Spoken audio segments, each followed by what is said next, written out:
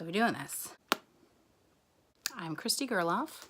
I am not from Missouri. I don't like Emo's Pizza. I had never heard of pork steak. I am originally from Southern California, Orange County. My dad was a youth pastor. I'm a YPK. Pretty much grew up in the church, literally in the church. I have lived on church premises. So yeah, let's do this. My dad was awesome at what he did. He was called to love the misfits and to just really tell people about God's love and to show them what it was like to have a relationship with Jesus. I lived in California until I was about 9, and in the Lutheran church, you get called. So if a church wants you, they'll say, hey, we want you. Will you come and accept this call? And my dad got that a lot. There was one church in Michigan that he just kind of felt like this is where God was telling him to go. We prayed about it a lot. With tears in our eyes, but trust in our heart, we decided to make the trip out to Michigan. I didn't even know where Michigan was. So we packed up all of our stuff, conversion van, my older sister. My little sister was 3 months old, and we had 2 cats and a dog, a chinchilla. My dad actually put my little sister's car seat on the chinchilla's cage, which was in between the two. It was a different time back then. I tell you what, that would not happen anymore. So anyways, 5-day trip, and we were in Michigan. I had a difficult time making friends. I just really struggled. I was made fun of a lot. Kids at school made fun of me because I was from California, and I got made fun of my hair. And again, I did not know I had curly hair. When you're a little kid, your mom makes you brush your hair, and so that's what we did. And you know what happens when you brush your hair and you have curly hair? It's not good. Maybe I'll show you later, but not right now. Okay, where was I at? Oh yeah, made fun of a lot. I got made fun of at school. I got made fun of in the youth group and at church, and I just struggled to make friends. I was a whiner. I'm sorry. It's true. I was. The kids at the youth group would make jokes like, Christy, there's no whining on the river, or there's no whining in California or Mexico or Wisconsin. Whatever trip we were on, there was no whining. I was the butt of the joke. So I just felt left out, not included all the time. And I'm a middle child. I have issues with being left out. That's my thing, you guys. One of my first aha moments happened when I was in 5th grade. So my dad was a big idea guy. He would put these big productions on that were super fun. He'd get the youth involved and they would do skits, and we had a rock band and big stuff. Youth from other churches would always come to our church for these big events. At one of these events, I just felt like it made sense to me. I prayed that prayer that people pray when they get saved. It just became more real to me when I was in 5th grade. And then my mom jumped on that opportunity, asked kids in my class if they wanted to be a part of a Bible study. So I had a 5th grade group of boys and girls. That was my first small group that I was a part of. I went to private school all the way through 8th grade, and then high school I was in a public school where I actually found friends who were welcoming and were weird and goofy like me, which was awesome and exactly what I needed. But they weren't all Christian. So I got into a little bit of mishaps, maybe bumps in the road. I had my first cigarette when I was 16. I had my first kiss in the church parking lot. I really wanted to go to Bible study so I could flirt with the boys that I liked and make out afterwards. It wasn't good. That's just where I was at. I chased boys. I would buy my clothes at the thrift store. I wanted to have that kind of grunge skater look. I would wear a chain wallet. I actually had a double chain. It was double.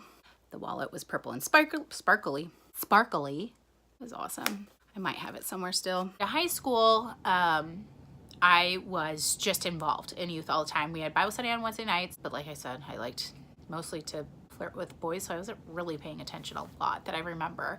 In the summers, we would just go on mission trips, and it was so much fun. Our youth was so active. We were constantly going places and doing things. There was one summer I was just gone. I would have enough time to come home, swap my laundry, and then I was off to another trip. It was just involved. I knew God was there. I believed in him. I loved him. But it was almost like I was more, attention from boys was more important to me. then I went to college. I went to a college that was 45 minutes away from my parents' house, which was awesome because I could still go home on the weekend and do free laundry. But I was far enough away that I was becoming my own person. And that's really where I started to be comfortable with who I was. And I started making awesome friendships. It was a private Lutheran college. It was small though. There was like 500 people there, which was about the same size as my graduating class. So everybody knew everybody. I met this boy that I liked right off the bat, and I thought he was something. He was going to school to be a pastor, but boy, oh boy, his actions behind closed doors were the opposite of how a pastor should act.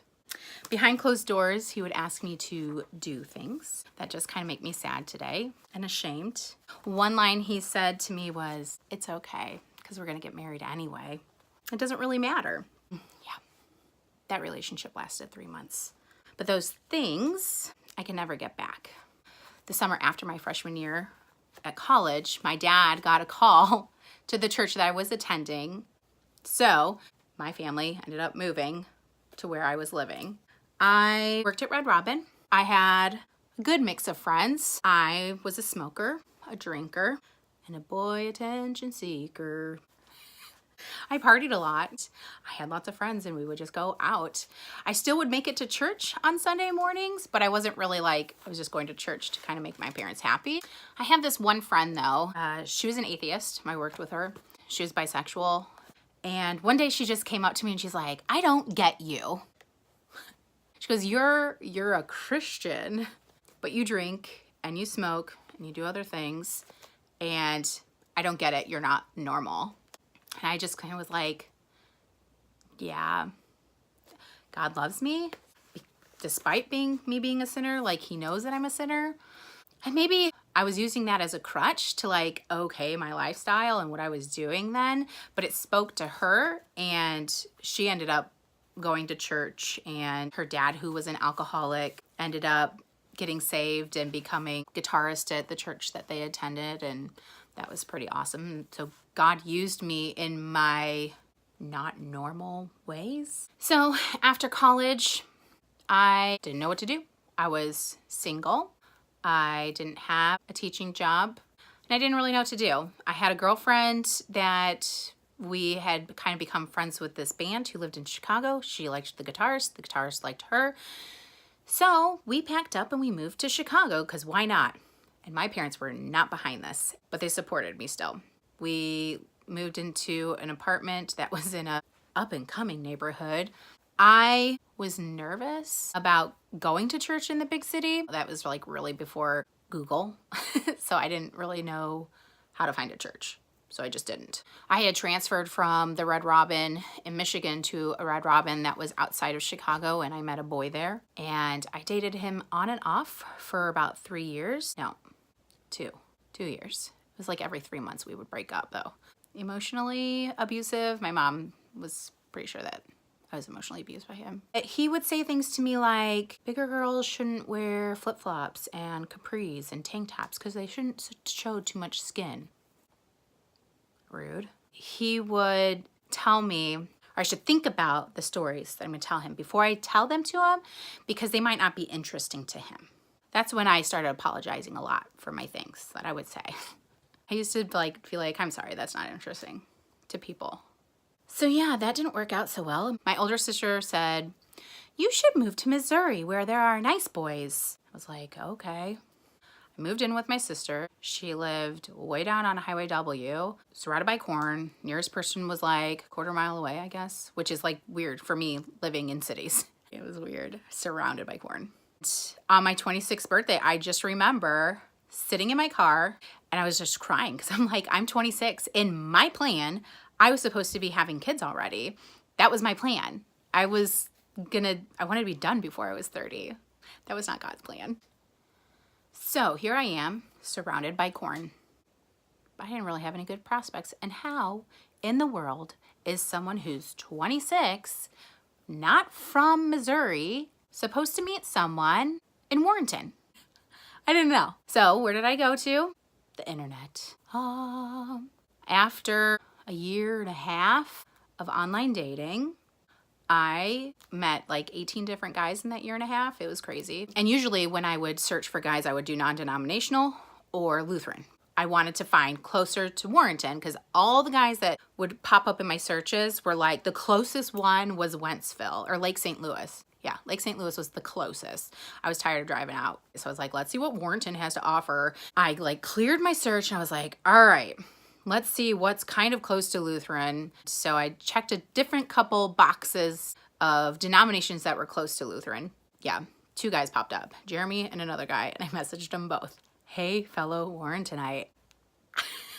Jeremy was the only guy to respond, so we started chatted with him for a couple weeks, and then one night we ended up going to meet at Denny's because we had been on the phone for 3 hours. And to be honest, I wasn't going to go on another date with him, but my dad told me to because he's like, on paper, Christy, he's everything you're looking for, so give him another chance. So I did. And I was like, oh, okay, this isn't so bad. Jeremy was the first guy that I didn't like kiss right away. He was the first guy that I didn't tell you I love you right away. It was like the first guy that I didn't chase after. And I got to be pursued, which was kind of awesome.